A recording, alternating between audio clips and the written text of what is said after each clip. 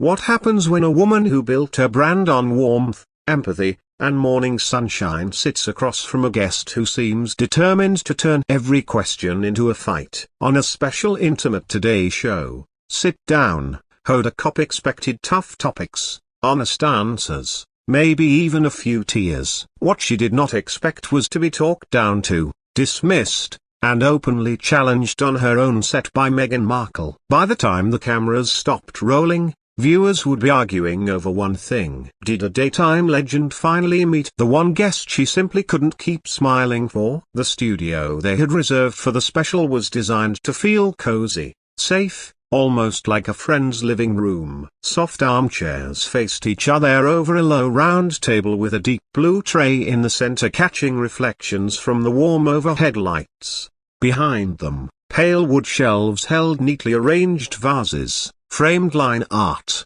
and a couple of plants trailing down like green waterfalls. Two slim podcast microphones hung between the chairs, angled to capture every breath. Hoda Kotb sat on the left in a grey blazer over a white blouse, wide-legged patchwork denim draped over her crossed legs. She inhaled slowly, the way you do when you're about to step into cold water, and smiled at the camera. "Good evening everybody," she began, voice smooth and familiar. The same voice that had greeted millions of viewers for years over coffee and cereal. "Tonight, we're doing something a little different. This is a special in-depth conversation. No studio audience, no panel, just a one-on-one." Her eyes turned toward the woman sitting opposite her. "Joining me is Meghan, Duchess of Sussex, actress, mother, advocate, and someone whose story has sparked conversation all over the world." Meghan sat straight in her cream-colored armchair, wearing a black turtleneck and tailored ivory trousers, her dark hair falling in glossy waves over one shoulder. She didn't smile for the camera, she smirked just slightly, just enough that it looked more like a challenge than a greeting. "Hi," she said with a little nod. "Thanks for organizing all of this." Hoda's smile widened. "We're glad you're here." The red tally light on the main camera glowed. They were live. So Hoda began folding her hands gently on her knee. "You and Harry have been in the US for a few years now. How does it feel when you wake up in the morning in California, sun shining, kids running around, to know that your life is so different from what it was in London?" It was an open, almost soft question, the kind designed to let a guest breathe. Meghan, however, exhaled sharply through her nose, as if she just heard something mildly offensive. "How does it feel?" she repeated, her brows lifting. "That's a little reductive, isn't it?" Hoda blinked once. "Reductive? How?" Meghan shifted in her seat, hands beginning to move as she spoke. Her tone controlled but edged. "Well, it assumes that the most interesting thing about my life is geography," she said. "England, California. These are just labels on a map. I'm not a postcard, Hoda. I didn't move from one pretty picture to another. I transformed my life." She smiled, but it never warmed her eyes. "I think people obsess over how does it feel because it's easier than actually understanding why someone would walk away from a broken system." The corners of Hoda's smile faltered barely. "I hear you," she said calmly. "But for a lot of people watching, they're just wondering about something human. You know, waking up in a quieter life, away from the palace press office, the royal schedule." Meghan cut in, her voice just a notch sharper. "You mean away from the scrutiny? Let's call it what it is." Hoda lifted a hand, palm open, inviting. "Okay, away from the scrutiny." Meghan nodded as if she just awarded a point in a debate. "It feels," she said, leaning back, crossing one leg over the other, "like I finally get to be myself without having to ask permission or apologize for existing. I don't wake up and think, oh, I'm in California now. I wake up and think, thank God I'm not there anymore." People who romanticize the palace have no idea what it's like to be devoured from the inside out. The words hung in the air like smoke. Hoda watched her, the practiced host in her, sorting through possible follow-ups. She chose careful ground. "When you say devoured from the inside out," Hoda asked, "do you mean the institution itself or the press or?" "Yes," Meghan said, cutting her off again. All of it. It's all connected. And frankly, I'm a bit tired of dissecting it for people who have already decided what they want to believe. For the first time,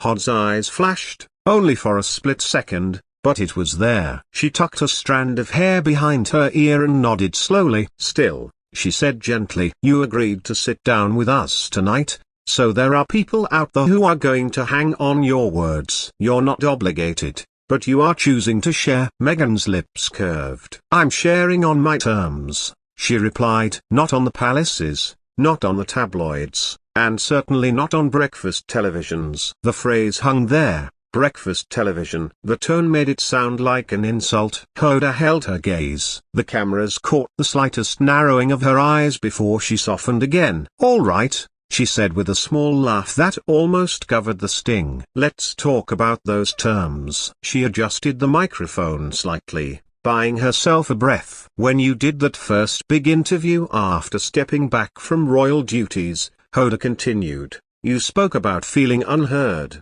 unsupported, even at times unsafe. Looking back now with some distance, is there anything you wish you'd said differently? The question was reasonable, even generous. But Meghan's expression cooled. You mean, she said slowly, do I regret telling the truth? Hod shook her head. No, that's not what because that's what people really ask when they say, do you wish you'd said it differently? Meghan pressed on, voice smooth but laced with disdain. They're asking whether I would have been quieter, softer, more palatable. Whether I'm sorry that people were uncomfortable. She tilted her head, eyes never leaving Hoda's. I'm not sorry. The room felt smaller, the walls of warm wood and soft shelves closing in a little. Hoda rested her elbows gently on the arms of her chair, leaning in just enough to show engagement, but not submission. I don't think anyone's asking you to be palatable, she said calmly. I think they're asking if you see any part of your story differently with time. Sometimes we all look back and think, I wish I'd framed that another way. Meghan gave a short, humorless laugh. That's the difference between you and me, Hod, she said. You're trained to frame things. I'm done packaging my experience in a way that keeps everyone else comfortable. There it was again. A subtle jab wrapped in a compliment sentence. For a half-beat, Hod didn't respond. The camera cut briefly to a wide shot capturing both women, the microphones, the rounded chairs, the blue tray on the table between them like a quiet referee. Somewhere behind the cameras, a producer shifted nervously. Hoda exhaled slow and steady. Let's talk about Harry for a second, she said. Because a lot of people see the two of you as a team making these decisions together. When you look at him now, outside of that royal framework, what are you proudest of in his journey? It was a generous pivot, a chance for warmth. Meghan's answer, however, came out like a subtle reprimand. Harry's not a project, she said. He's not a charity case that I rescued from some tragic narrative. I didn't say that, Hoda replied softly. No, Meghan conceded. But that's how many people frame it. Oh, look at Harry finally free because of her. As if he didn't have agency. As if he didn't choose this life. Her gaze sharpened. He chose me and he chose our family. And frankly, I think people underestimate him when they cling to the idea that he was somehow dragged into a better life. Hoda nodded. So, what are you proudest of? Meghan hesitated, then shrugged lightly. That he walked away, she said. That he stopped living for people who only ever wanted to control him. That he stopped playing the mascot in someone else's institution. She paused, then added, you don't clap for someone for leaving an unhealthy relationship. You just support them, or you don't. Either way, they're gone. Hod's fingers tightened around the arm of the chair. The smile on her face was still there, but thinner. A lot of people watching, she said carefully, still feel a real affection for the royal family, for the Queen's legacy, for example. Do you understand why some of them struggle when they hear you speak about the institution with such intensity? Meghan's eyes flashed. Intensity is what people call it when a woman refuses to shrink, she said. I'm not here to help them manage their nostalgia. The atmosphere shifted. The warmth of the set no longer felt cozy. It felt stifling. Hoda sensed it the way only a veteran host could. The invisible line had been crossed, not by a dramatic outburst, but by a steady drip of contempt. She swallowed, then smiled again for the camera. "All right," she said, her tone a touch firmer. "We're just getting started." After the break, we're going to talk about motherhood, privacy, and what Meghan says people still don't understand about her life in America. Meghan sat back, crossing her arms loosely, expression unreadable. "Good," she said softly, just loud enough for the microphones to catch. "Maybe they'll finally listen." The red tally light blinked off. The producer called,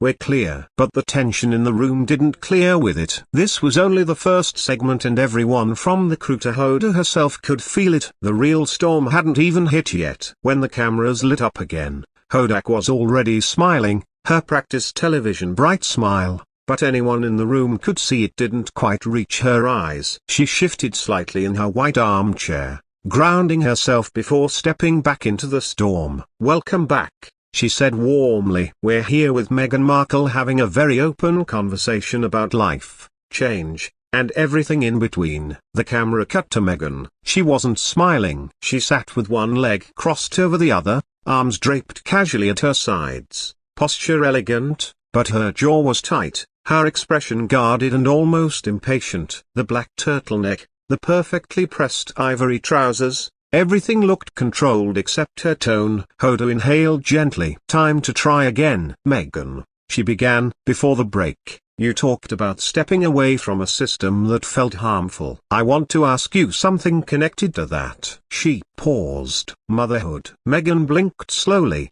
lifting her chin. "What about it?" Hoda softened her voice. "How do you balance stepping into such a different life while raising two little ones who didn't ask for any of this?